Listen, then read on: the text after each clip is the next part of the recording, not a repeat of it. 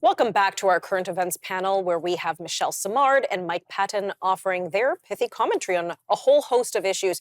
We're going to pivot now to our final segment, and we're going to discuss a very serious one, which is the doctor shortage in Canada. Michael, why don't you start us off? I keep calling you Michael today. I don't know what's wrong with me. But anyways, Mike, start us off. What's going on here? It seems this is a perennial issue. It's not just from the last few years. It's been going on for a decade more. It's suggesting that upwards of 6.5 million Canadians still don't even have a general practitioner, a family doctor. Well, Tanya, there's a couple of issues here. Number one, there is just a shortage of doctors in Canada. We need more doctors. And number two, if you become a doctor, you want to make really good money. And going into a specialty is where you can make far more money and have regular sort of hours, whereas being a general practitioner is not particularly romantic and it doesn't pay as well. So fewer doctors are going into that field. Add to that the fact that it's really difficult. If you are accepted as an immigrant to Canada as a doctor, to get credentialed in Canada is very difficult. Michelle, do you want to chime in here? For example, do you have a family doctor? And do you see this as a big problem in where you are in the city of Toronto? Well, I don't have that problem, and I'm fortunate and I'm grateful. My doctor's at Mount Sinai. It's the Mount Sinai Family Health Clinic, so I'm very fortunate that way. But to give you a real good anecdotal example is that 2 years ago I hired a weekend nanny to help with my kids because I have a regular Monday to Friday nanny. Obviously, they put in their hours, and my weekend nanny, I tried several of them.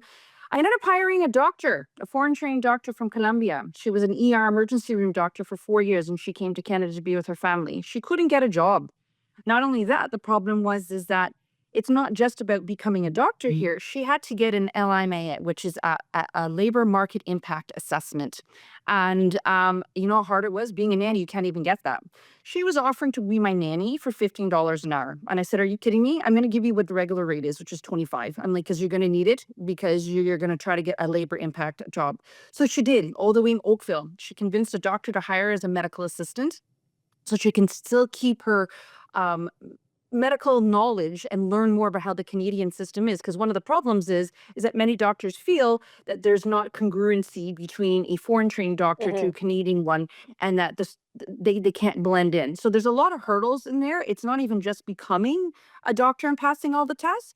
It's also even being able to stay here. So Right. yes, we have a shortage, but at the end of the day, we're not doing a lot to fix it. And I do agree with Mike's assessment that many of those who are trained here, they want to go into the higher paying jobs, Right. and the northern communities are having shortages. Now, you're right about in order for a foreign doctor to train, they have to kind of work alongside a doctor for a period of time to kind of be monitored, assessed, and then a doctor has to sign off saying, okay, they're congruent, if you will. There are very few of those spots available. Apparently, there are also very few doctors available to do that kind of mentorship program. So this is all adding fuel to the fire. Mike, I want to ask you this question. We've heard, especially during COVID, because a lot of doctors were treated badly with the vaccine mandate, that a lot of doctors who are Canadian trained, Canadian medical school taxpayer subsidized training, that they go to the United States for higher paying jobs and, maybe less bureaucracy. I don't know. Sometimes I think there's more bureaucracy there with doctors. Is Canada now in this habit of training our doctors, subsidizing their education, they ship out, then we bring in foreign doctors? Is this some kind of cycle that we've created?